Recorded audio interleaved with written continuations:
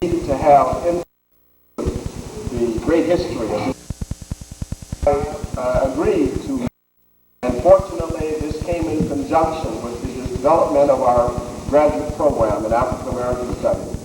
And that has been instrumental in also getting a number of people interested in many of the intellectual ideas, and some of our students have also spoken. So we are very delighted that you have come to the first series for this semester. There will be a number of others. If you have the brochure, you can certainly watch the brochure, look at the brochure, and see that there are will be coming. I think the next speaker is Dr. Asante. Pan-Africanism, Afrocentricity, and the role of women. Now, I know some of you wonder, what is he going to say about the role of women? Shouldn't he be speaking about the role of men? But come to that lecture on September the 10th. And then Brother Anthony Browder will be talking about the myths about religion, the African connection. Some of you have seen his new book. He's a very dynamic young brother from Washington, D.C. with the Institute for Karmic Guidance. And then Sister Donna Marimba Richards, our university, who is from South Africa originally, and is an authority actually on Namibia. And because of the Namibian election, we thought it would be a good outline to the ancestors, because the ancestors are always with us. In our audience today may be some elder who is the oldest elder in the house. And if the oldest elder is in the house, will they just indicate that they are the oldest in the house? Thank you. We ask you, our elder, to give us permission that we might carry on this service. Thank you very much. We also know that there are those in our house who have young children, and we ask the youngest person in the house.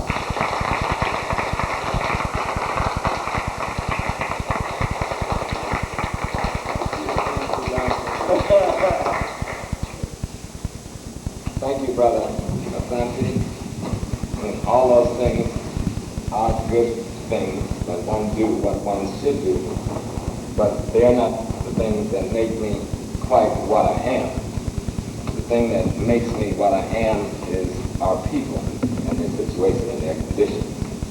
So I'm glad that I'm here, and that in my giving you something today, that I might be able to just contribute some little thing.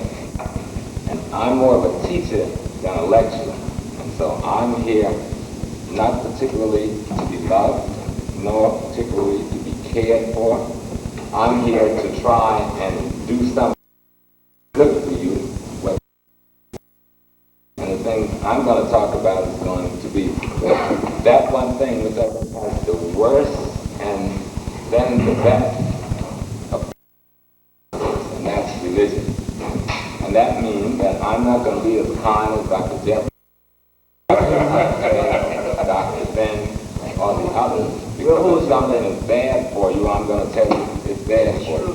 And then I'm going to suggest to you what might be good for you and how it might be good for you. Because if you hadn't noticed, we're in serious trouble. And those of us who think that we, like me, teaching at a college and making a fairly decent salary, have kids that are going on to college, and a wife who's a physician, I wouldn't live outside of Harlem. I refuse to live outside of Harlem. It wouldn't make any sense to live outside of whatever the worst black community is that I'm near. Because the only reason we said we wanted our people to get the degrees and we wanted our people to get the knowledge and to get the skills was for the purpose of helping the greater number of our people. That's right. Now somehow that's gotten all confused. Everybody thinks you were to do that for your personal self. That was not why David Walker died. That was not why Malcolm died. That was not why King died. And we can go to Jesus Christ. That was not why Jesus Christ, the African Jesus Christ. Joshua Ben Federa, the one they call Jesus Christ, died. We need to get some things straight because we have become white people. And I don't mean that in any light way because there's no other explanation for why what can happen to the black youth, to the black woman, to the black man can happen. And all three of those stratas are responsible. The senior citizen that's as responsible as the teenager, and all of us in between. We also have this other tendency to point at one another. No, all of us are responsible. We've created a living ourselves.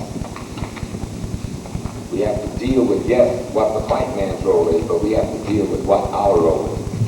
We have a responsibility to react to our reality, and we have not been doing it. We've been running away from our reality. Education can become dope just like heroin and crack. Working on a job can become the same dope as heroin and crack. Okay? Making money and using it to hide yourself from the real responsibilities can be the same kind of dope as heroin and crack.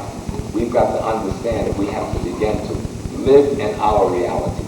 And the moment we do that, everything will change. The reason things are what they are is because we are not living in our reality. We are mimicking and trying to imitate the reality of something and someone else, and doing a very poor job at that. So we consider we make up something like 30 to 40 million, or about 15% of the population, and then our kids, our youth, our male and now increasingly our women are making up 50% of the nation's prison population. We can't keep up with the funeral traffic. Something's very wrong. With all of the church going and the synagogue going and the black Hebrewism and the black Muslimism and all of the stuff we're doing, I don't think none of it is worth too much of a damn if we're not doing no better as a people than we're doing. Something's back, something's wrong. Now you may feel good when you do it, and I understand people should be doing whatever they're enlightened to do. But you should also be seeking the light. And we're not truly seeking the light. And I'm jumping on those who are the black Hebrews and those who are the Muslims and those who are the Christians, even more than I'm jumping on those who don't go to any religious institution. Because the one thing all of the documents tell you is to know the truth, and the truth will set you free. Not to know the name of Christ, not to even worship God. It doesn't even say worship God in that sense. To know the truth is to worship God. It says to know the truth. And to become that truth, then you will be free. But we're not doing that. We're caught up in rituals created by murderers and rapists and barbarians, and we are mimicking those rituals that the Roman garbage put down for us to mimic. We are not really doing it.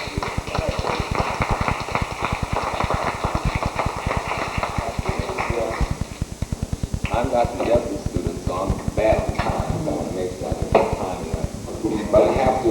I know young men on the camera, I'm going to be turning around a little bit because we need, I'm a poor artist too, but we've got to try to get a map of Africa up here. Let me see if I can get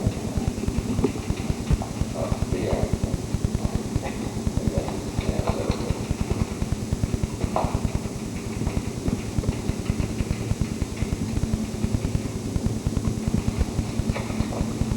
It's much longer than you think, and give us the now self.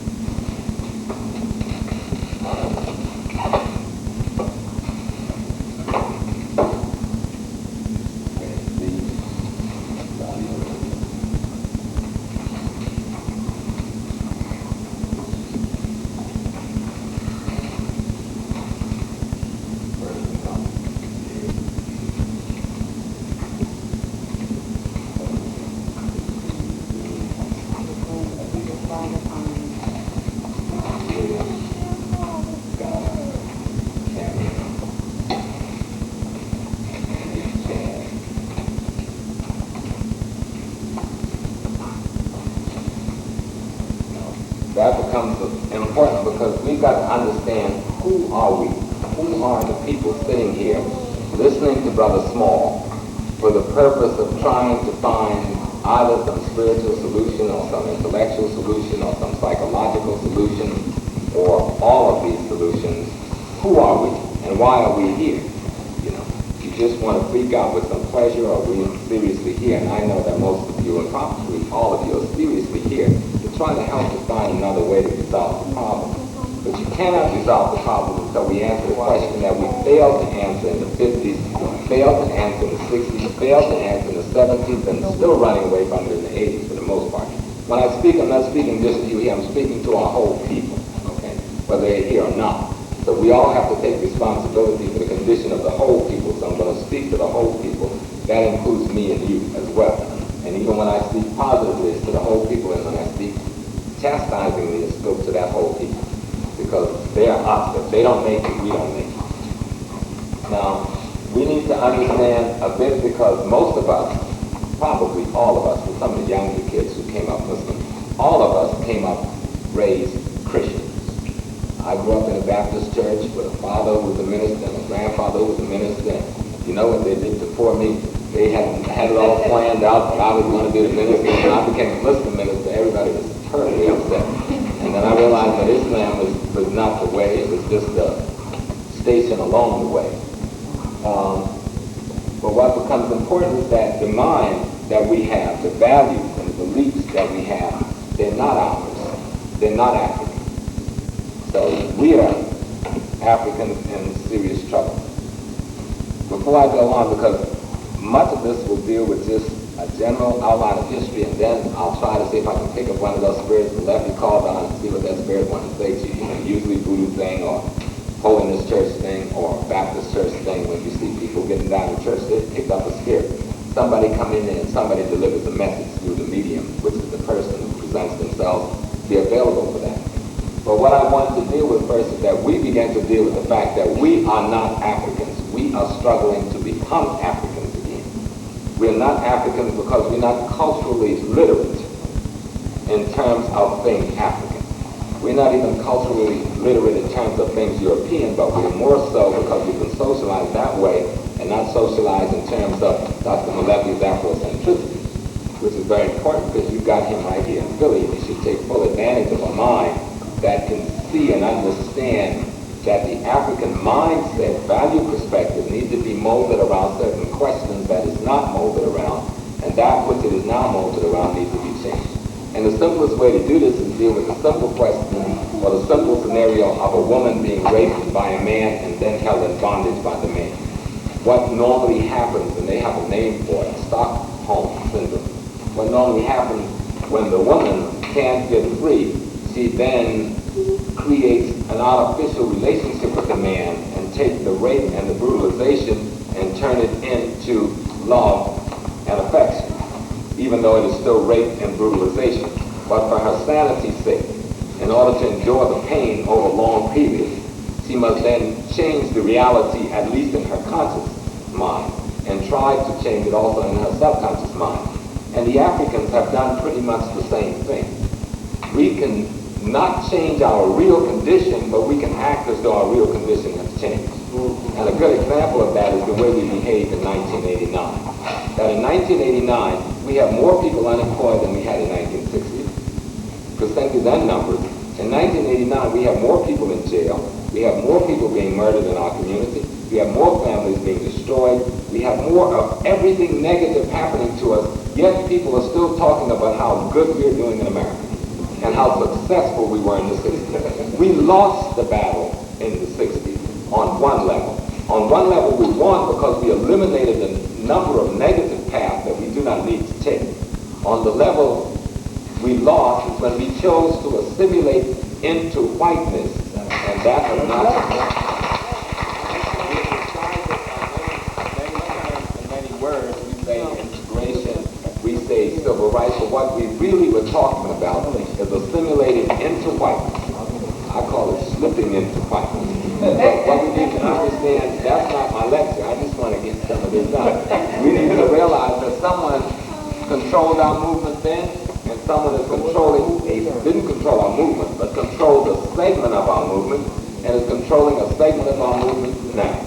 Matter of fact, I can't even speak of them too heavily here at Temple because I saw too many buildings named after them. That's walking down. That's right. And I wouldn't want to get y'all in no trouble because they got power and they're treacherous. But you'll find that there is a people, and all you have to do is read Mr. Booker Washington's speech. And don't ever call that speech on Atlanta compromise, because Booker didn't offer up a compromise to anybody. Mr. Booker proved himself. He built the university. Mr. Booker proved himself. He went around his community and taught his people skills. He didn't intellectualize on what was the solution. He presented an active solution.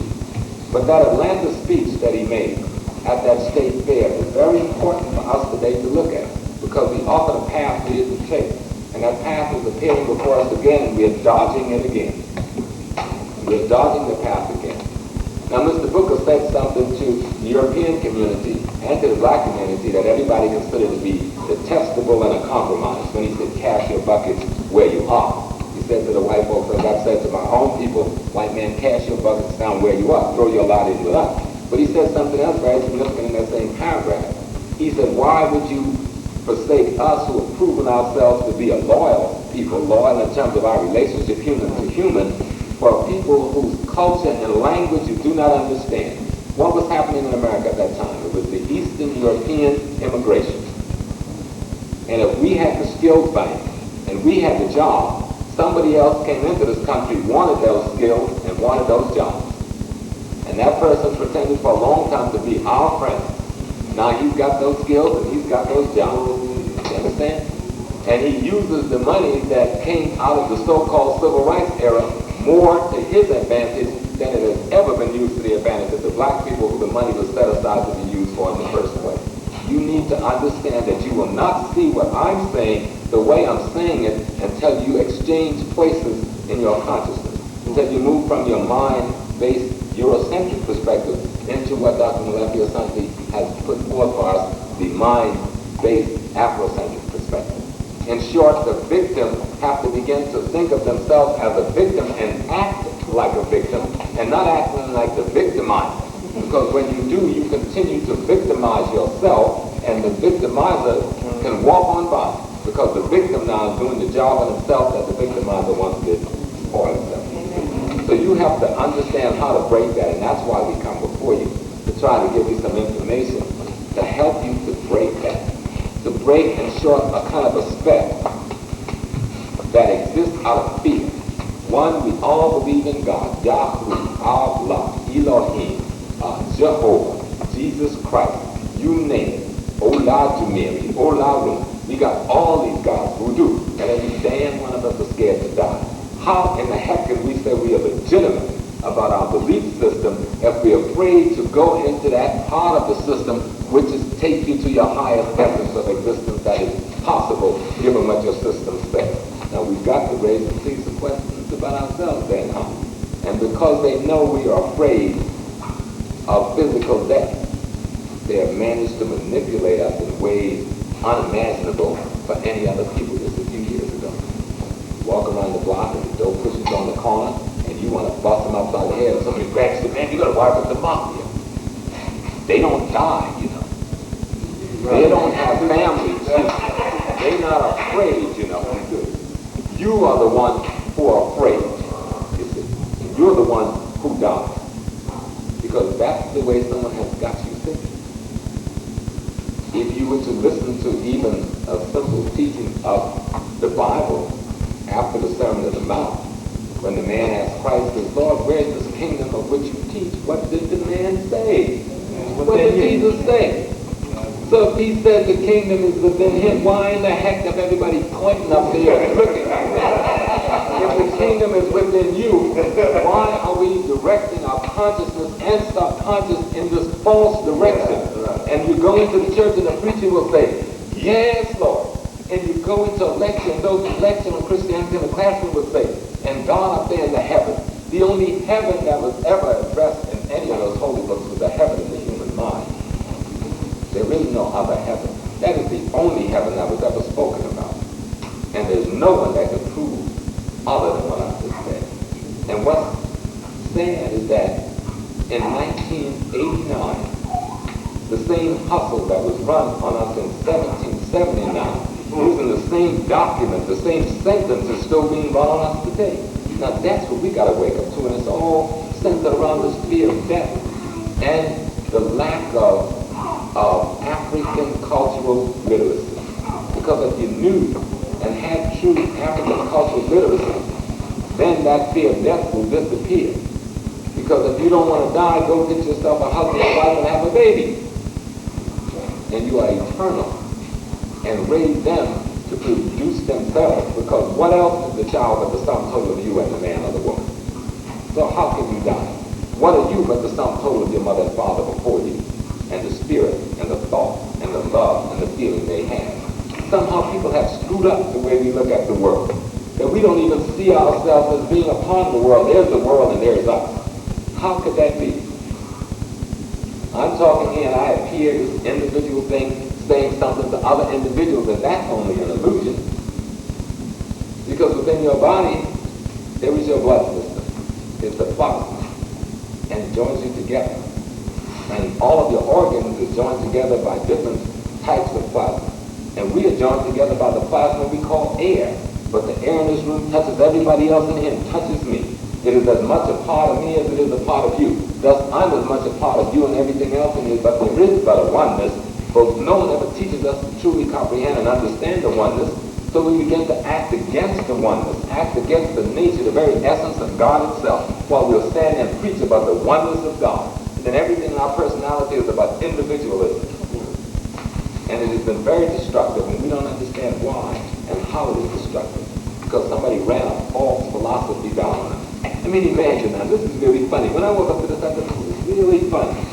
Here's some dude that came into my house, sick, poor, begging.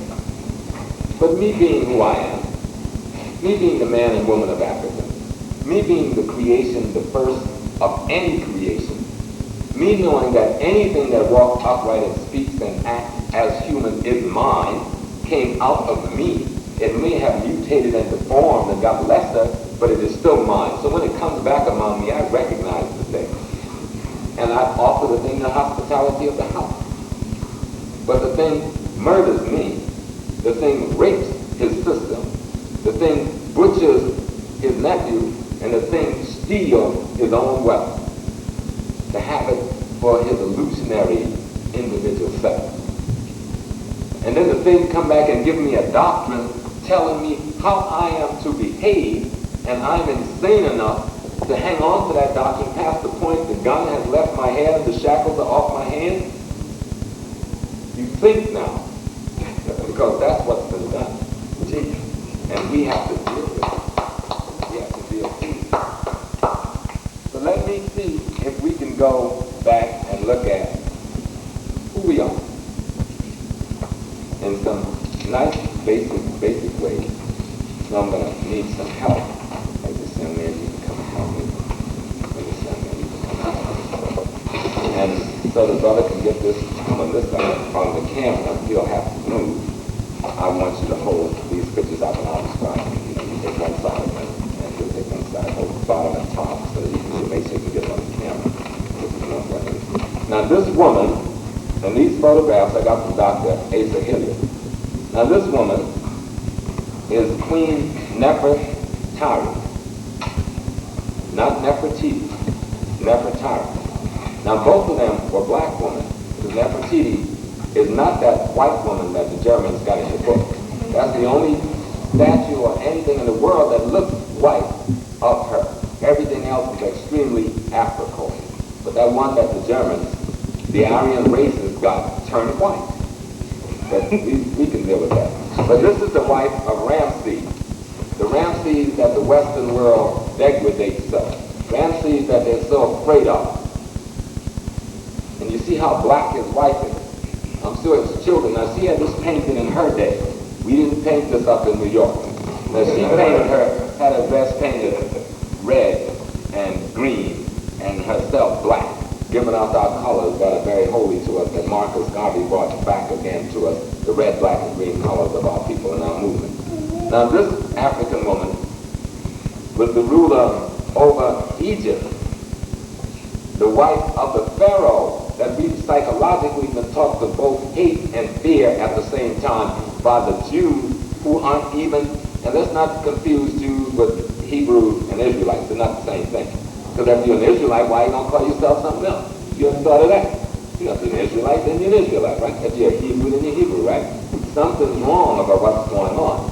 But this is a lady whose husband, they said, drove them out of Africa. All right? Just want you to see now. Now, if this lady looks like this, I'm sure her husband, but they even said, well, the husband might have been white. They like to say, see, he married a Nubian woman. Let me give another picture. And this is this lady's cousin. He was Pharaoh about 100 years before Moses. That's Brother Akhenaten. Now, Akhenaten is very important, but I just want you to see that. Those soup coolers, and that nostril there is atypical. And this is the Pharaoh that you've been taught to hate. See, what you got to understand, there were thousands of pharaohs. All right? There wasn't just one pharaoh. There were thousands of pharaohs over a period of maybe 5,000 plus years. And I'm sure some of them probably did worse than others. But I'm going to explain a little bit what a pharaoh is. But I just want you to see that these pharaohs look like you before we get serious about this question of religion.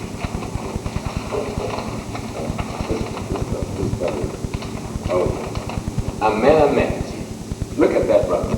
Do you come any blacker? This is the Pharaoh, 12th dynasty. This is the Pharaoh that the Greeks said founded Athens. That's right. According to Herodotus and Theodorus and the others, this is the man who founded the Greek city-state of Athens itself. Right. See, we're confusing the black folks who were Greeks with the Macedonians, the Russian barbarians who came down on them, Philip and his offspring, and their little horse, and then called themselves Greeks. But that's not the lecture for today. The lecture's on the lecture. But that's just to tease a little bit so that you get into reading, because this is really about studying, right? But this man, look at that man. That's old Pharaoh. The one that ever said, let my people go. Whose people? Maybe they should say that, but maybe you shouldn't say that. Maybe you shouldn't say that. I'm going to explain who was on the throne when some people got in trouble. But those who are saying they are that people is not that people, and that's where the problem lies. But if you get any more African than this, you're going to be in trouble. You got to be gone. But that's Pharaoh. And it's important that you understand Pharaoh because Pharaoh is significant. Now that's the mama of Akhenaten, and some people say the grandmother of King Tut, and some say the mother. I tend to take the position that she was the mother of all three of those young men who came to life. Now this is Queen Tut, and she looked like the atypical sister running around Philadelphia. So look at the sister over there, you can see, and then come back and make sure everybody sees it. This is the woman with her husband ruled Egypt for 60 years. And it was her husband and her who drove the barbarian Hyksos, the first non-African invaders into Africa, out.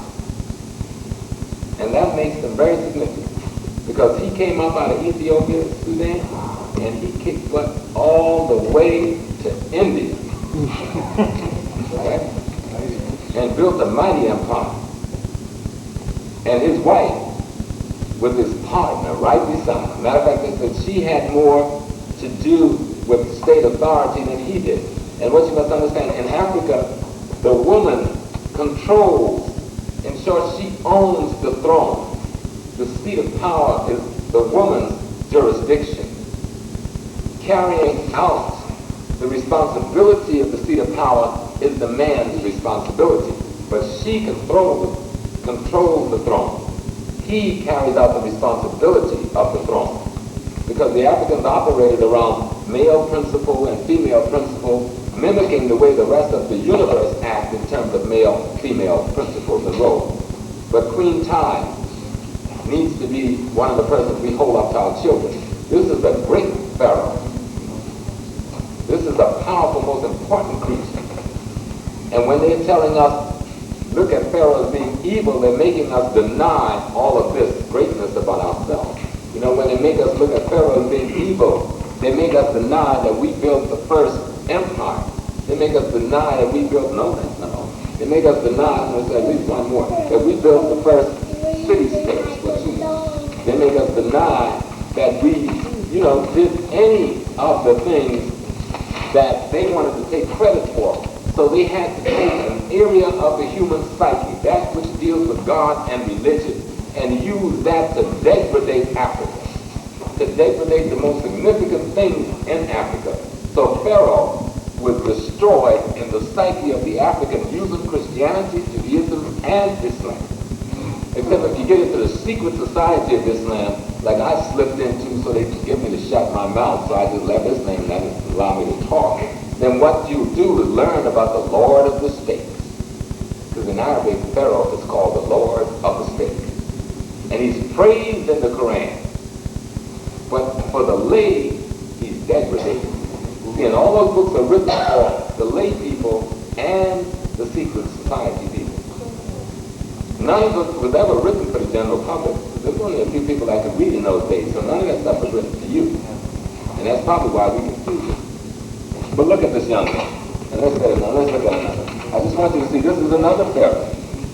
12 dynasty. And this is her map. The oldest image in the Nile Valley. Okay. We call her the Sphinx. This is the oldest known image there. And even that one is black. I take the position that this is a black female. Some people say it's a black male. But just looking at her, it appears to be more female. And since the African sculpt with such precision, I'm sure they would not put a female expression on a male's face, because the precision was always there. Now, when you look, see, you have to take that photograph from the right angle. When Napoleon's people shot the nose off, which is in the British Museum, right? And they don't want to give it back, so the French are supposed to be sculpting a new nose, and you bet that one's not going to look like our nose. They put on there. But when you shoot it from the right angle, you know that's family, right on. You see just who she is. There's just one more brother, and then we'll move away from this. This is our favorite man here. I mean, every time white folks see this, they must get really crazy. Because he's just as black as he can be. That's what we call a pretty black man. Now look at that brother, remember. Because that brother was the Pharaoh. All of those people you saw were the kings of Africa, the first kings of the world. And they were all black. And they were called pharaohs. Understanding that, then you understand why we have been attacked, and Pharaoh has been attacked in our consciousness using the very essence of religion by making him an enemy to God. In the psyche, we've rejected the most significant part of our conscious development on the planet Earth. You understand what I'm saying? One more. Is this the sister that they've defamed and misused and abused, and we need to take our sister back and tell them to get that photograph. That is an actual sculptor of Nefertiti. The real, and the one she had done while she was alive. Now the one they got in the museum in Berlin, they claim they found that as an unfinished model on a workshop floor. So that means somebody finished it, right? And we went around there to finish it. So they finished it to look like a white woman. So let's look at the one that she had done of herself. Make sure the young lady can see. Now don't she look like the rest of us? Thank you, brother. There's more of them, but that's sufficient for my point.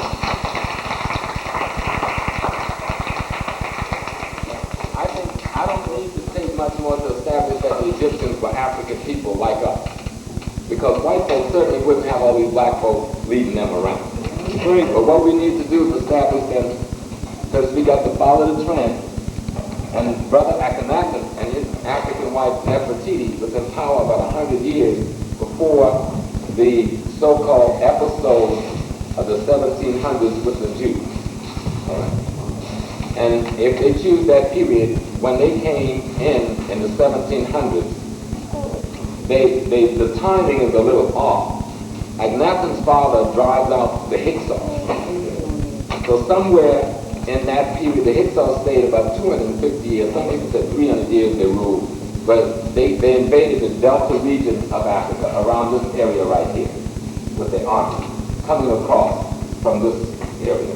And these weren't white people, these were the mixed breeds. We call them Asiatic in the old literature, but they were kind of little, like the Puerto Ricans and the Dominicans, but today.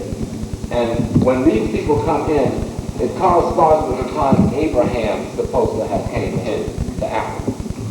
So either Abraham came in running ahead of them because this horde of invaders is coming down, or he came in with them. But I tend to think more that Abraham was an African that came in running ahead of them, running ahead of this invasion force. And why would I say that? Because of his name. His name is Abraham. You know, white folks have made us ashamed of Ham. So we don't want to be Ham. I didn't want to be Ham, because Ham was supposed to be cursed. You know, we've been in that Baptist church, they beat on old Ham as being cursed so bad. It's terrible. But the Bible never said that Ham was cursed. It said that curse be on Canaan. And then in some Bibles, they describe in parentheses, somebody added, Canaan is the grandson of Ham. But that wasn't in the original script. It just said, curse be on Canaan. Canaan was also the name of the land where there had been no peace since they went to the land. All these thousands of years, people have been fighting every day in that land since we went there. Now let's try to look. These people, the African border extends all the way to what is India. Okay. And the Europeans will invade over here first in India. They'll call themselves the Aryans. And they'll create the class contradiction, the caste contradiction that will push the black folks to the south, who they call Dravidians. Then they'll begin to go this way after a few centuries of learning some culture and how to speak and how to do certain other, civilizing things. These Africans who once was in Africa and who went up this way a couple of 100,000 years earlier as the early Homo sapiens sapiens, but got trapped in the ice and had to mutate into what we now call the European, because you couldn't produce enough melanin to do you any good. Matter of fact, you didn't even need melanin unless you had direct sunlight, otherwise it would destroy you because your bone needs vitamin D. And since you couldn't get direct sunlight, you had to destroy your melanin capability in order to produce the vitamin D. You had to change your nostril size to reduce the amount of that air you took in, et cetera, et cetera, et cetera. There was a mutation that took place over 200,000 years in the ice. Dr. Jeffries talks about the worm ice age, and DM talks about the worm ice age. So what we're dealing with is a sick African. A sick African. Not only sick, but when you understand being in that ice for that period of time, growth and development along the evolutionary scale slows down. So it never formed to the high level of the Homo sapiens sapien that we did. And despite of not being able to form to the highest level, it also mutated into something less than what it left home at. But at some point, as the ice melts and it got a taste of sunlight, it began to find its way back. And it slowly made its way across until finally it struck the heart of the map with the Hyksos. All of these people, history will show that the Sumerians and the Babylonians, and all of them were African types. They hide the stuff in the museum. They hide the findings. They hide the statues. They hide the writing. All of the people along this belt was Africans prior to the invasion of the Aryans and the Hyksos. Okay. So all of that history they're claiming about Mesopotamia, that's all you. But we're not going to even go into that. Even if they want to have their little piece, we'll let them have their little piece. But that's all you. And he drives the Mesopotamian, the African, the black ones from here into Africa. And here's the trick to the deal. This is my little theory. Under the rulership of these Hyksos, who comes in, declares himself Pharaoh, not understanding that you had to go to college, mind you, to the University of Petah-Sut, and to the Grand Lodge. That was our university 4,000 years ago, where we taught the 7 liberal arts before the Greeks were out of the cave. at that university where we taught trigonometry, which you can find in the Moscow papyri and the red papyri in the British Museum. At this university, he didn't understand that to even be considered for pharaoh, you have to study here 42 years. 42 years. This part of it is the part that's called the Grand Lodge. This is where you went to get into the priesthood, into the high secret society of the brotherhood and the sisterhood. Only those were the ones chosen to be the leader that was responsible for being the guardian of the people's social, political, economic, and spiritual order. You didn't become pharaoh because you took it militarily. You got to tell me you can do it when you get the time. You got to be pharaoh because you did this. You studied for 42 years under the master. We already taught trigonometry. We had already reached pi. And how can you prove it? Measure the base of the pyramid. We had already reached pi. What Pythagoras have been given credit for is none of his. What Euclid have been given credit for is not his. And even their own writers attacked him. Read Herodotus. Herodotus say Pythagoras is a plagiarist. This is his own father. Homer makes it very clear in his Odyssey and Iliad that all of the gods of Greece came from Africa or Asia, and most of them from Africa, and returned every season to renew themselves after feeding the gods of Africa. Read the Hippocratic Oath. Hippocrates never even took credit for it. He talks about Esculapius, which is the African Imhotep, as being the god of medicine, but we call him the father of medicine. All of the Greek writers, except the worst thief of them all, Aristotle, give claim to the African. It was Aristotle who was the one that would become a wholesale thief and plagiarize African works and put his name to it. And we go through history believing that. How can a people coming from the cave, one generation, I remember Alexander and Philip and them can't read or write, they're barbarians. They're murdering people like Thales and Socrates and them for teaching a foreign philosophy. And the very next generation, they're doing trigonometry, geometry, and algebra. You do not go from the cave to high technology intellect. But that's notwithstanding, we got in the Brooklyn Museum, and the museum in Manhattan, and the museum in Berlin, and the museum in the Soviet Union, all of the documents and books.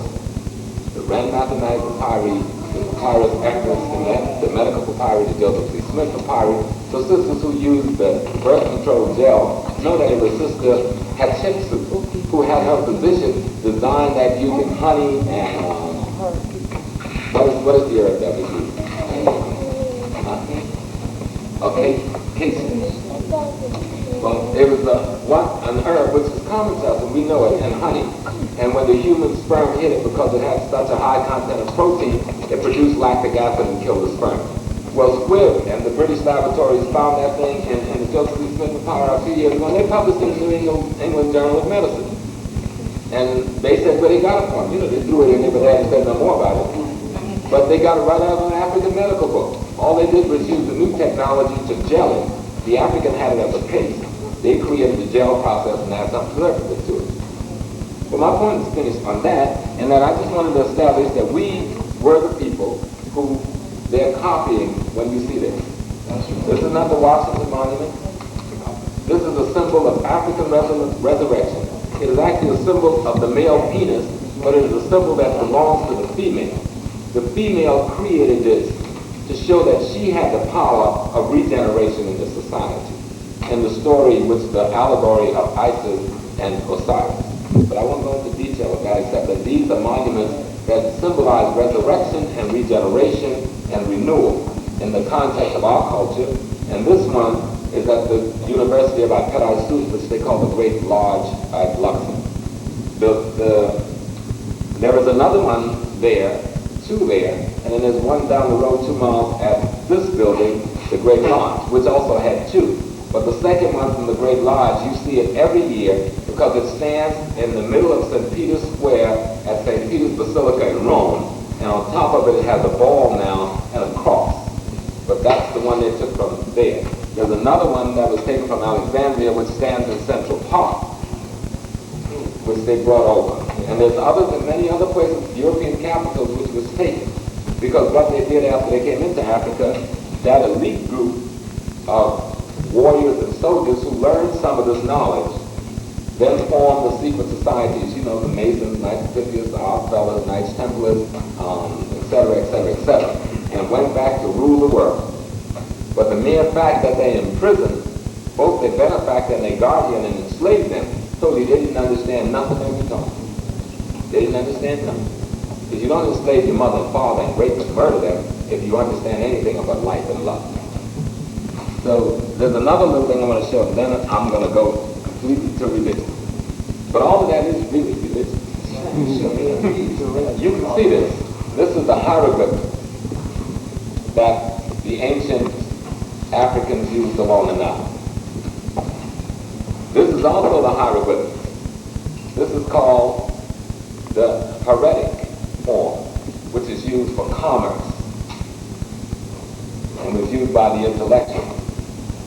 And then this form, which looks a lot like Arabic, is the form that was called the demonic, which was used by the high priest class and the pharaoh class for recording sacred and religious texts. But do you notice that they never show us these two? They only show us this and then say this is primitive writing. But they never show you these two. Why? Why won't they show you these two forms? Because the Semitic lie would be left there. Because the so-called Arabic language you find is nothing but an advanced cursive form of hieroglyphs. And the Hebrew is nothing but a number code system out of the hieroglyph system. And the Cuneiform form is nothing but an African trade language to deal with the Asians they were coming in contact with. Because you would begin to understand these things, and you begin to see the lie in its various forms, where people can steal the very image of God itself. There isn't any concept in the so-called Torah, in the Injil or New Testament or the Quran that wasn't already in practice by the Africans in the Nile Valley and further south for thousands and thousands of years before Moses or any one of the characters that's mentioned in the book ever came forth on earth. Secondly, if you look at it, go back to this because this has become very important. When these Hyksos ruled, an area which might have extended about here, many of the Africans began to do this. We began to south. We came southward into Sudan. We went westward into what is now Libya, Tunisia, Morocco, and we went right on around to home. We also went south. You will find that the Zulu people trace themselves from this region. You will find that the Afrikan people of Ghana trace themselves from here. The Ebe, the God, the Fanti, every one of them. You will find that the Yoruba, they established Ile-Ife after migrating from the Nile Valley. Now these migrations took place at different times, but the first major migration occurred with the invasion of the Hyksos. And the things that they moved first was our significant leadership. Our sacred elders, our sacred symbols. See, those buildings didn't mean nothing. They got hung up on the materialism. They left that stuff and went on. But the institution was in the people.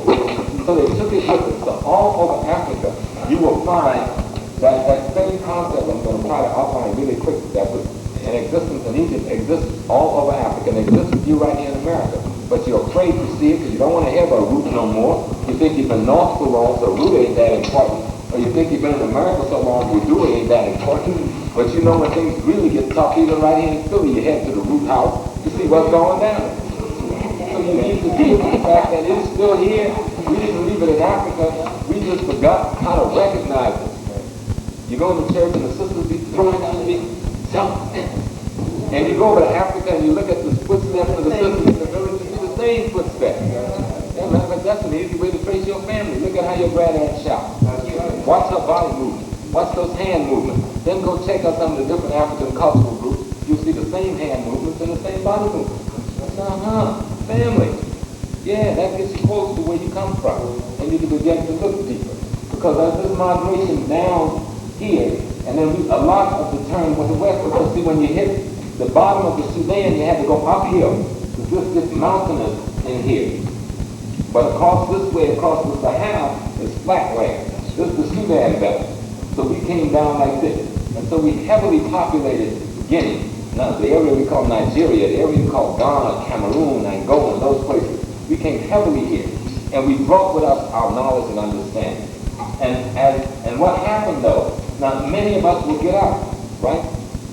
But some of us will get trapped, as happen in all wars. And this is where the trick comes in, and you've got to understand this, because they've been tricking us. The people that call themselves Hebrews, say we're black Hebrews, they're right. Because they were the black folks trapped in the middle of all these white folks during the Hyksos invasion. Because the time they give for their being there is the same time that these people are there. So the people who live in this land that the Hyksos just came across is also black folks. You can prove it biologically by going to the museum and do the melanin count, but they don't let us mess with mummies no more since Dia proved that the mummies were black. We can't touch the mummies no more. But you can go and look at the statues and see that the Canaanites are black. Or you can go to Israel and ask to go visit the Canaanite village. They're still black. That's right. And you can know that they're black. So we can understand that these Canaanites was us and still is us. And so these brothers got the heck out of here thanks to the knowledge of a brother named Moses. And Moses wasn't a foreign name, because there had been two major pharaohs before him by the name of Tut Moses. You hear about Tut Moses, but they say they get slick on you. They say Tut Moses. That's right. And they try to lose it. It's Tut Moses. That's right. And so there were many Moses. And since you see the pharaohs are black, and the pharaohs in the time of Moses had to have been the house, the royal house. Let me explain something else. Now, when these factors invade, remember, they don't have no royalty. So what do? Who do they marry? They didn't bring their women with them. Who do they have sex with? Because you know war and pillaging is about sex. So who do they have? Our women. All right? And let's also understand something else.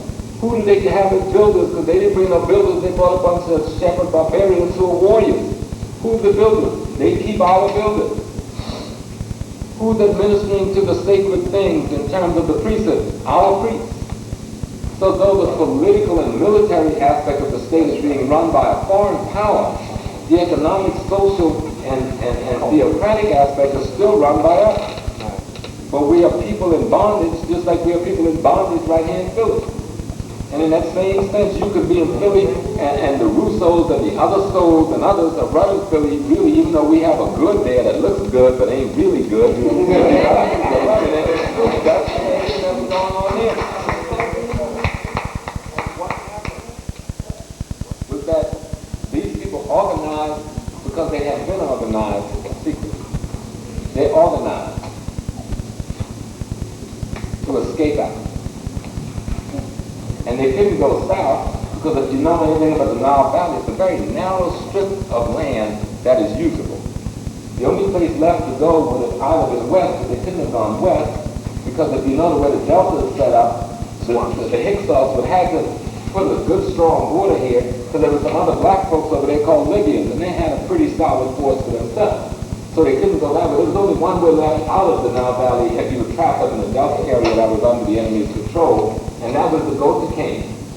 But you couldn't even go directly to Canaan because the main military and trade route ran up and down the coast, which is primarily where Canaan is. So you had to get on down along by the Red Sea and work your way around and come behind them into the area that we now call Jordan, and then cross over the Jordan area, because they didn't even take all of what is now called Palestine, was not what was originally supposed to be Israel. It was the area, it was the West Bank. You know, they didn't have much more than that to start with, just the West Bank. Where they were safe, they had some Africans at their back and some Africans at their front. And all they had to do was deal with some of the invaders who had come in and made up little settlements here, but they took care of that in pretty short order. And what they took with them were certain principles and concepts. Now they're trapped, but remember, Van Sertima talked to us about something, and you know, these cloths are nice, and it's even interesting, but every now and then you gotta fix them up. You got to make sure you don't trip on them and stuff, but it's even fun doing that. She's interested in the culture. Now Van Sertima says, in this circle is the culture. And In the middle of the circle is the essence and the core of the culture. The enemy always came in and smashed this. Okay? He always destroyed that. What would happen, what he'd be left with, and even if he didn't destroy that because that managed to escape prior to his coming, he destroyed that apparatus that was left in place. But what he was left with was fragments of the outer periphery. That's right. All right? He never got hold of the core or he destroyed the core, but he was left with fragments of the outer periphery. And so the information that even the brothers and sisters who's moving to develop what we call Israelite Hebrew with is fragmented peripheral information about an essence that is much greater than what they saw. And what the enemy, the Hyksos, is left with before they're driven out is nothing, because see, they came from nothing. Their whole culture was based on defying God, defying nature in order to just survive. When they came here, they weren't going to change just because we were strolling along peaceful, like taking baths and cooking meals. They couldn't even understand why we burn up some good raw meat. You know? Taking a bath. That was unheard of. You could get sick and die from that.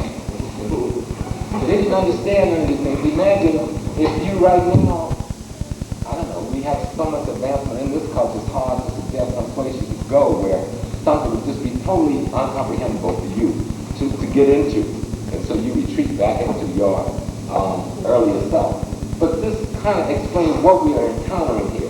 We are encountering a people who come into our area who don't have a culture, who gets absorbed by our culture, but don't understand the culture that absorbs it, don't understand the essence of it, but takes on the form of it, wear the clothing of it, speak the language of it, carry out the rituals of it without even understanding its meaning, and come down in history as being the progenitors and the founders of it. Because he can imitate certain fragmented aspects of the culture. Now what I'm saying is that, see, what you got to understand about Africa is so nice and so sweet, because me it's very simple. I don't even get into the religious thing. When I walked to West Mecca in '76, I realized those people were crazy and didn't know what they were doing. What I realized was that Africa's whole world was about God. Africa had no religion. We had none in Egypt. We have none now in our traditional sense. What we have at the center of our universe is God. By whatever name. Because you know, people are so stupid. They say God's name is Allah. That was God's name is God. That was God's name is Jehovah. What the hell does God care what you call him? As long as you're sincere about why you call him. And we got to get clear, and then we get caught up in this primitive level of looking at ourselves. You think God isn't smart enough to realize how dumb we are? How could it be God and not realize that we are limited in our comprehensive understanding of it? Because see, in order to understand, in order for there to be a God, you got to be a part of it. There can be no God up there and you here. Then there's two gods, you and the one who creates you. The only way there can be God and Almighty that is all things at once is that it also includes you in the thing itself. And the African understood that. The African understood that it was, or they were, just an integral part of the godness that was the only thing that existed. That to the African is the only existence, the existence in God. And they designed their societies accordingly.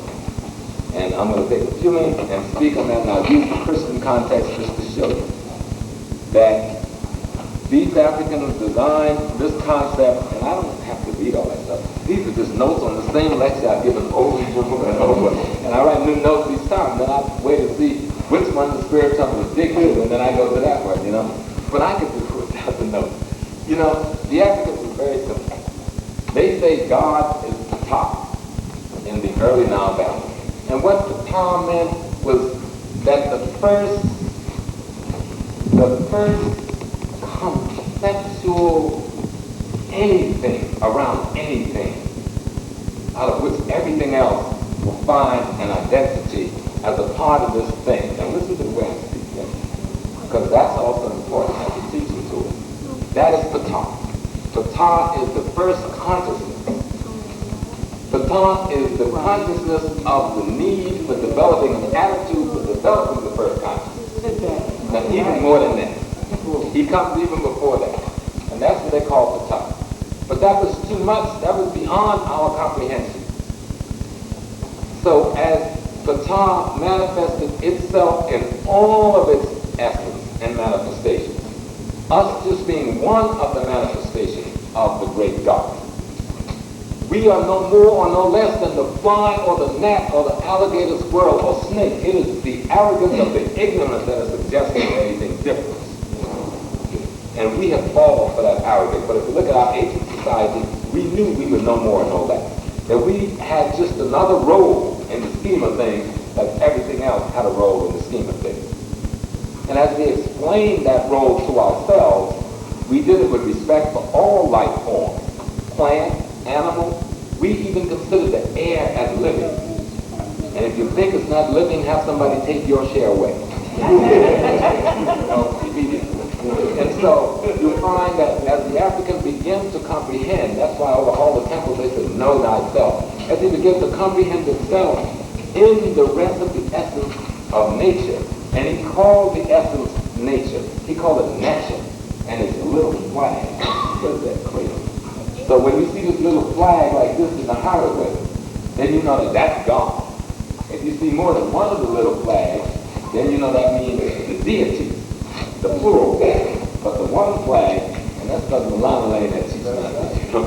You see that one flag, that's the net. That is the great Patah. That is the great causation. The same thing the Christians call God, the same thing the Muslims call Allah, the same thing the Jews call Yahweh. That is that. Nature. And what the Africans saw was that is beyond us. That is not only our universe, that is all other universes and all other probable universes that, you cannot even think that limit. So you can't imagine that or deal with any comprehension around that. So how do you comprehend its essence as it affects you? So he breaks it down into component parts.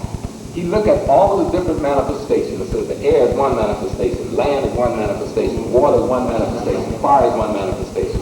Within the context of land, air, water, and fire is the other life form, man, amphibian, other life form, the animated, the inanimated. And he begins to look and says, okay, what comes from them?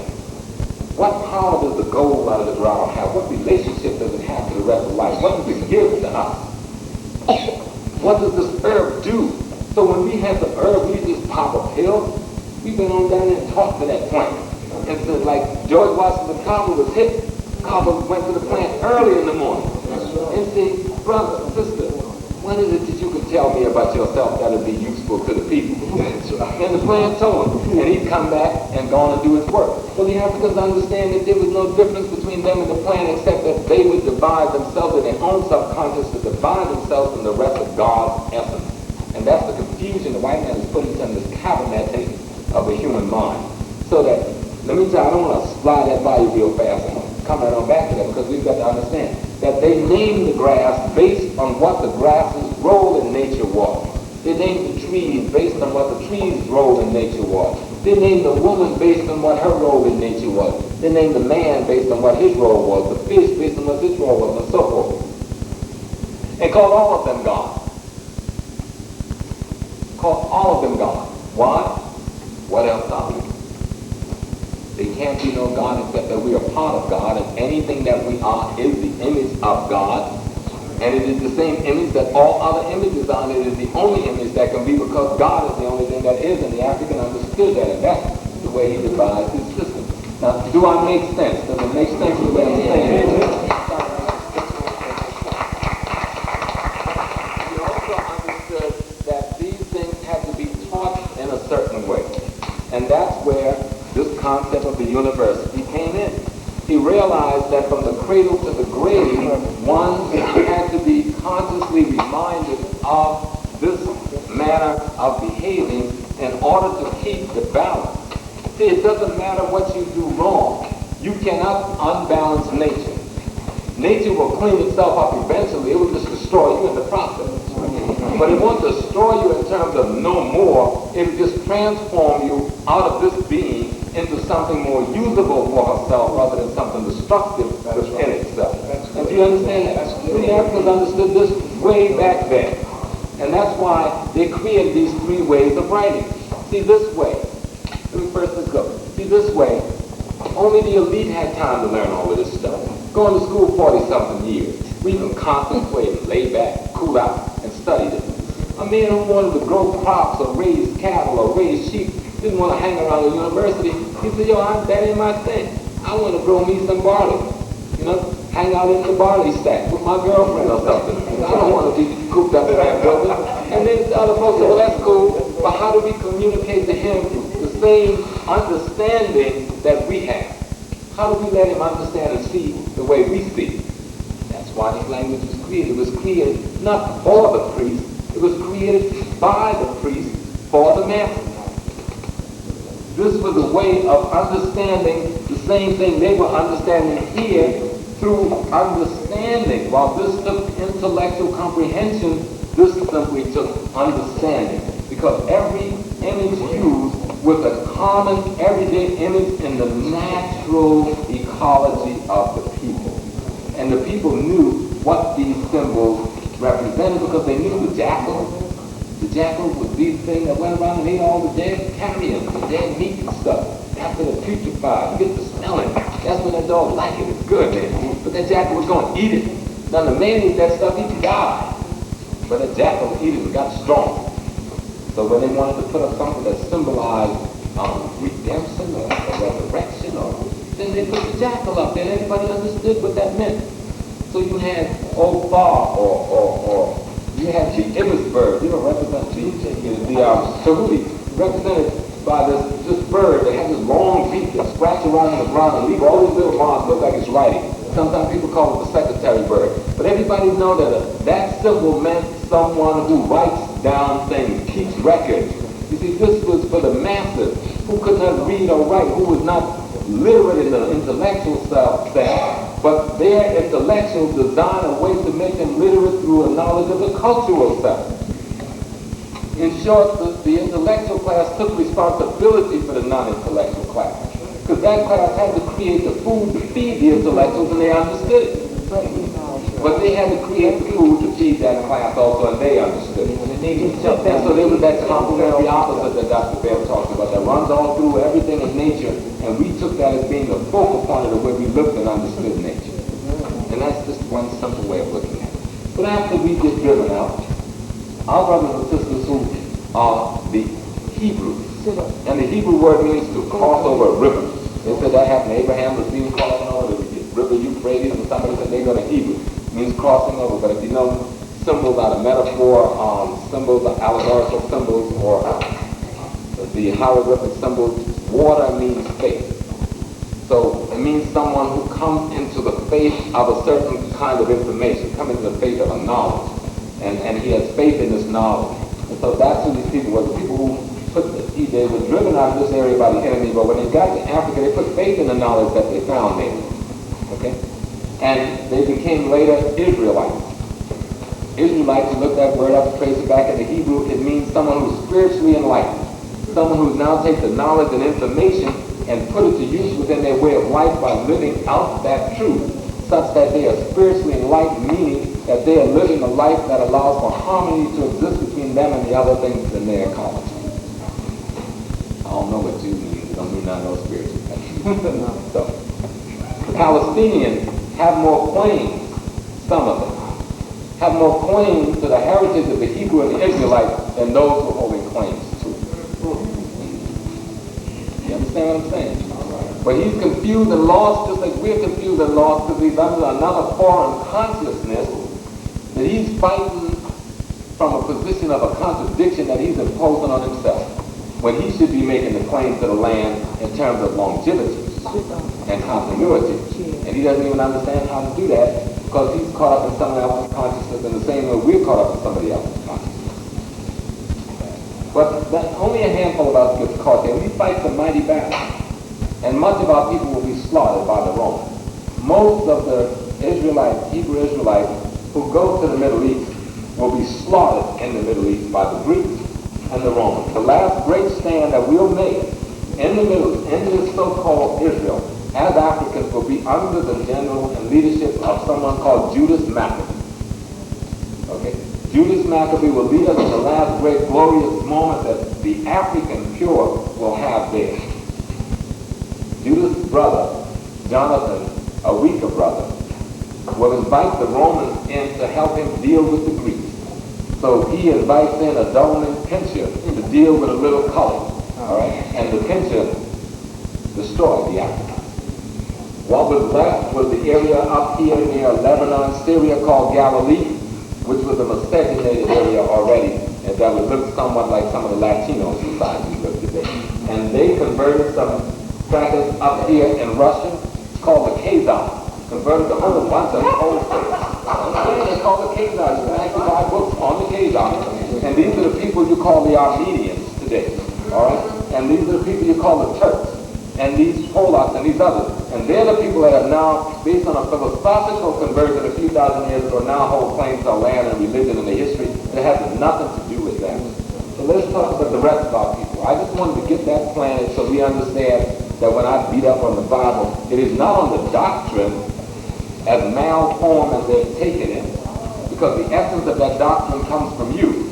But they've twisted it and misused it and maneuvered it to such a degree that if you really wanted to go into your consciousness and look at it and see if you could recognize it, you couldn't.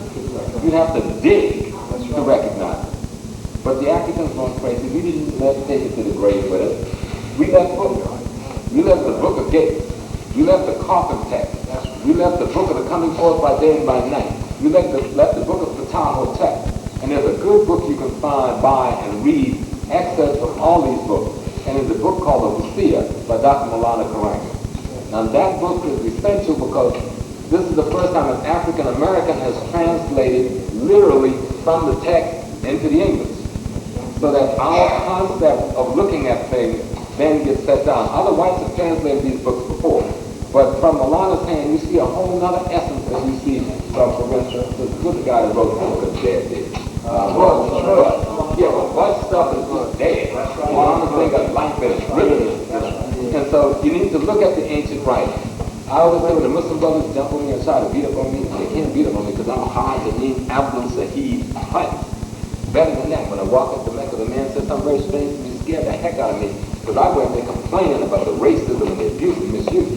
So after this big meeting, they took me into a room back in 1976, and they had this meeting with me, and they were back on the email, listen to me, that's the World Muslim Conference. All of these fancy folks in their fancy clothes gathering on me, mad. I'm just sneakers and some jeans and blue that sheet because now I'm mad, right? And they told me, you're not a Muslim. I said, oh, I ain't getting back home. I'm by myself over there. And then they told me, they said, you're not a Muslim. So I'm nervous. I was a little sick by this time, physically sick there. And they told me I was a woman. Oh, Lord, I didn't know what that means to be executed. But I found out that what they were saying was that because I was there arguing, and they called themselves testing me on their Sharia. But I had studied well. Malcolm taught well. We studied well. I was the man of the mob. 22 years old. I had to really be bad because all the other brothers was older than me. So I had to learn more than them, read more than them. So I just shut that stuff back, the interpretation. And they snatched me aside and put me through a ceremony. Immediately inducted me in the secret society, had me drinking from the bitter cup and the whole bit, and told me that I was a knower and not a believer. He said, the Muslims are mere believers. You're a knower, brother. You with us. And I have not been back in a mosque since that day. I left Mecca and I have not gone back because I said, something can't be right. The minute I raised the question about black folks in the context of this thing, I just elevated the place. I can't teach no more. I can't talk no more. And people saying things to me like, you are opening doors without knobs. Well, I was from the country. I didn't understand those metaphors. And I didn't want to know about doors without knobs. I was going to kick the door open. And I started looking down at Africa. And I started stumbling up on this stuff. And I was like, oh, this makes sense. I'm not just telling you this. I got to spend my good money. And I went to Ghana. And I went to Nanabapa, who's the linguist of the Santahini, which means he's the real king. Because he's the linguist, he's the man that teaches the king how to be a king. You see what I mean? So I went to him and told him, I'm just a dumb black American, but I know something going down here, and I want to understand what's going down. Tell me where y'all come from. Because I've seen the symbol of Egypt on the chest of the Santahini. Yeah. And I've seen the symbols on top of their staff of the different Egyptian deities. And I go, something's wrong here. How come they don't know nothing about each other, but they carry the symbols of one another? And I have met since with all of the major chiefs of the Afrikan nation. And all have given me the same teaching. All of them have traced their heritage from Nile Valley. Each of them represented different schools of thought, different houses of the deity. Like different priesthoods. You see, each priesthood had a house. And the other thing that really hits you when you go to Ghana and deal with all of the different Afrikan nations, guess where they say trace themselves from in East Africa? They all came first to Ila Ife. Ooh, that's right. All of them. That's right. From the east to the west, Ila Ife was the center and the core, and then they went out from Ila Ife. The heart of what is the Yoruba. So that when you look at the Yoruba religion, you see the same deity. And the Africans are not polytheists. Then who the hell said monotheism was the right way in the first place? That's right. That is the false notion that we brand down on people. The African is both monotheistic and polytheistic. You can't be one without the other. Because everything in nature has an opposite. Everything is positive and negative. And those things balance and complement each other. Without one, the other can't possibly exist. So the Africans understood the monotheistic essence of the oneness, but knew that in order to participate in it, it had to participate in its basic essence in terms of its parts. And so it looked at it from the perspective of polytheism in order to understand the essence of it in terms of monotheism.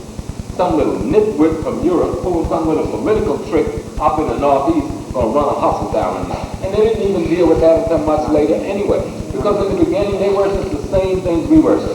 Matter of fact, the Catholic Church, if you just scoop the paint off of the saints, all those saints are the same netters of the Nile Valley, and you can juxtapose all that right beside deities of the Europe. That's right. That's what I should be a little bit too. So that you can see how some of those things fit in place. And so, oh yeah, the poor folk runs around wearing the uniform of the pharaoh. And then when he gets caught at it, he gets upset. You ever look at what he wears?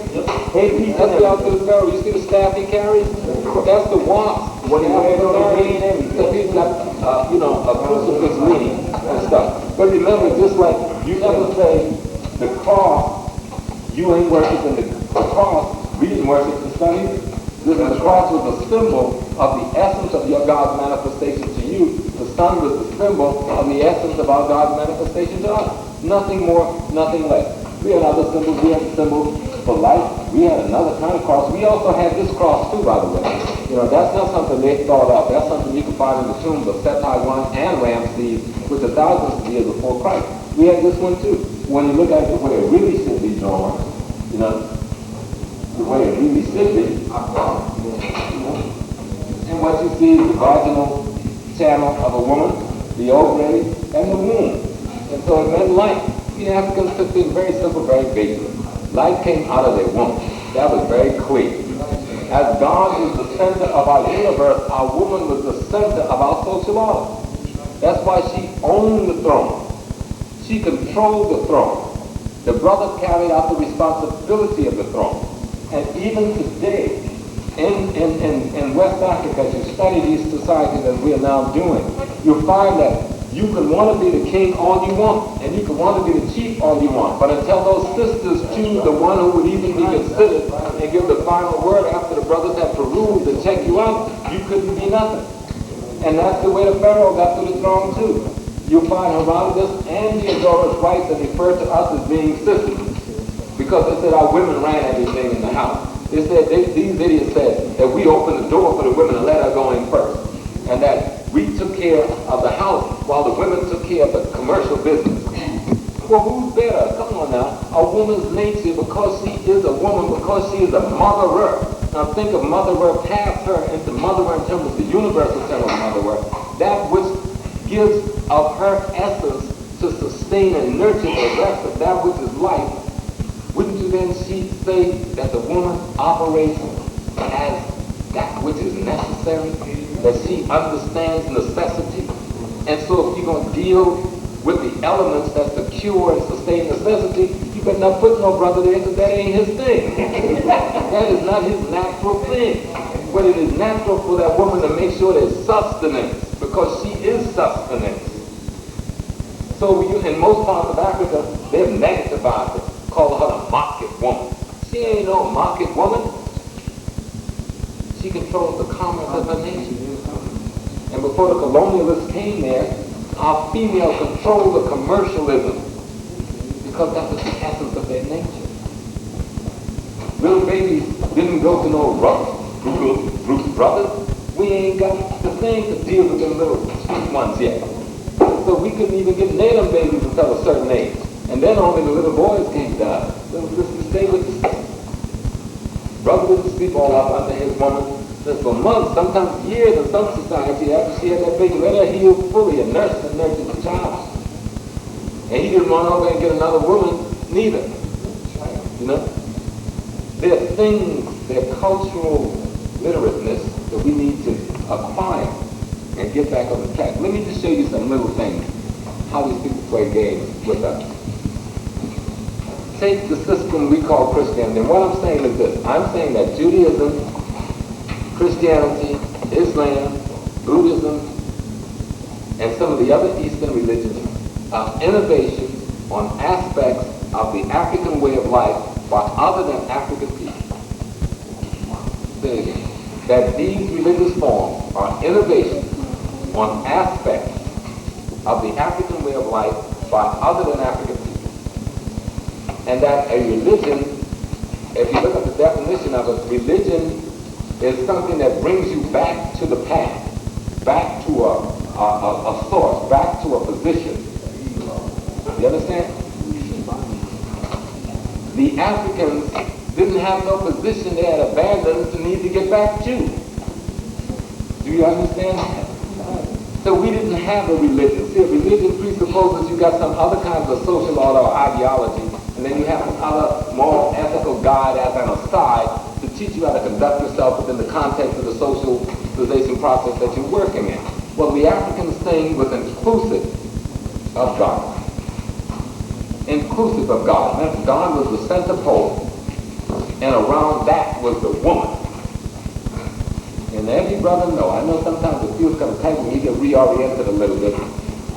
But I tell you, if y'all don't like your women, then I'm all brothers on. Y'all do without women. And let me see how you feel about her being number one then. Give her up if you don't want her to be number one. You ever thought about that? Nobody came into this world except by the vagina of a woman. Everybody. But do we think about it now? We don't think about it. We spend most of our life with our mother. We spend the earliest part of our life being saved to live by our mother. We spend the earliest part of our life being taught how to love and being loved by our mother. And then when we get old enough to break away from mama, we spend the rest of our life chasing somebody else's daughters so she can again become our mother. And yet we don't know how to do it. But given that we spend that much time under the influence of the female, if you do not put her in the right position and take care of her in the right way, what kind of influence will be laid down on the minds of the bodies that you're bringing into the world there, brother? You understand why it has to be done right? And whatever way the crazy white man's doing, you should always look for the opposite way. Because he's proven he's out of the box. He's proven he has no humanity. Because don't forget so easy, we lost 200 plus million in just the last 300 plus years. He murdered us for the sake of having sex with whomever he wanted, having what wine he wanted when he wanted, and where he wanted. And he's right now murdering us at a rate higher than you can imagine because the government runs the doing. I mean, if you ain't hip to that, you're really crazy. He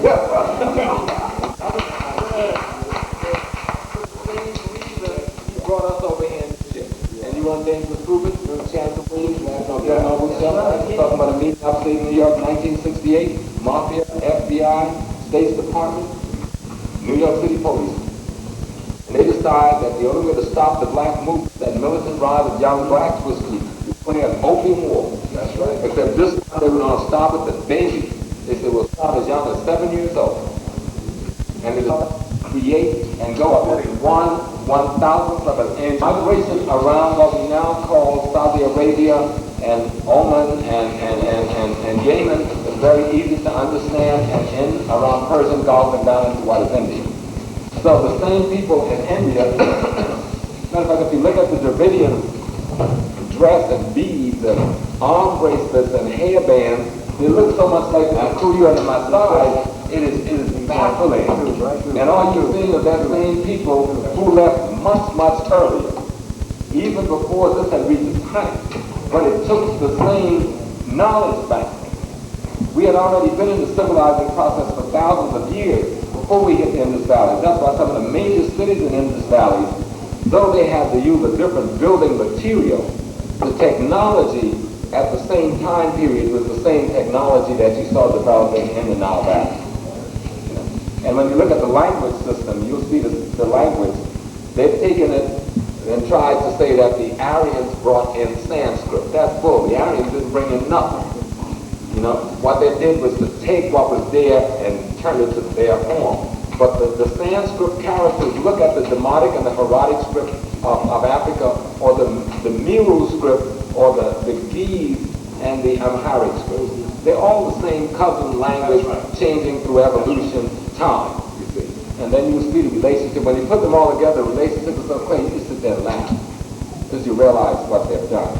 But it's the same people moving at different times. You'll actually find that people all the way in Cambodia, Thailand, and so forth, all the way around the isles off the shore, what is called China, that we now call Japan, as the Ainu. They're already there. They were even in North America, even before any of the voyages that we know came here, by the Easter Island chain, you know. Time for two more questions. Thank you. Thank you, brother. Could you elaborate on the symbolism of Khartoum? I think it's part of the Khanum. Yeah, well, the thing about Khanum is just that there's a lot of creation stories, and creation stories come about at different times as people renew themselves, and Khanum is part of one of the early creation stories. And this is supposed to be the God that makes man and woman on his potter's wheel out of clay. And that story of the creation is much, much older by thousands of years than the story that we know traditionally through the Western religious form. But one of the things I just wanted to be made clear is that these things that we're calling Western religion are merely innovations on aspects of an African way of life. You will find that none of these religions developed until after an experience in Africa by the people who developed them. And after having this experience in Africa for some hundreds of years, they move forward with this development. Now some people will say, and let me just put on Khanum, he has a lot of other significance. But the major significance for our purposes is to show that he represents, thousands of years earlier, a creation story that is almost word for word the one in Genesis. And so that we can, when we understand that though these are innovations or fragments of the African way, then it's easy to understand how Khanum fits. And they say, well, Muhammad is from down here. But if you do any little study, and just study any history of the Arab history, you get Hittite history of the Arab world and 4 or 5 other good books outlined, and you'll find that at the time that Muhammad was born, Ethiopia ruled this peninsula. So, even when they got pushed out of government by rebellion in the Ethiopian army, they didn't go away. They were married into these people that lived there. These were them. The Arabs today, the people of the Middle East that we call Arabs, are the Greeks, Romans, Persians, Assyrians, who came in and murdered and raped the Africans. They are the mulattoes left behind from the invasion. They are not the indigenous people. The Arabs represent to the Middle East and to North Africa the same thing that the white South African represents to South Africa, except they've been there longer. That's right. Indeed. And when we understand our history, that'll make sense. And then you see that those religious forms that they designed was designed to take a barbaric people who came in and destroyed a civil people, and after getting their bellies full, realized they wanted order too. So they took whatever fragments that was possible to understand and created the minimal order They did. Because we know it doesn't work. All we have to do is look at America, look at Europe, look at any place else that come in contact with it. We know it really hasn't worked. And so I beg you to turn towards our history, turn towards our culture, read Afrocentricity, get your mind on the road back home, and do the right thing. Be African.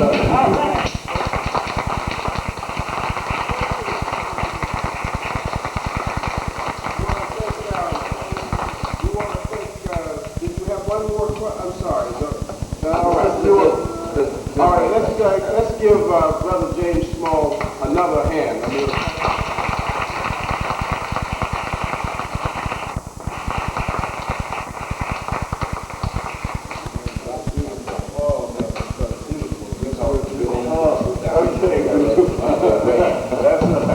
okay, well, let me just say that this is our first and incredible, wonderful beginning for our third year.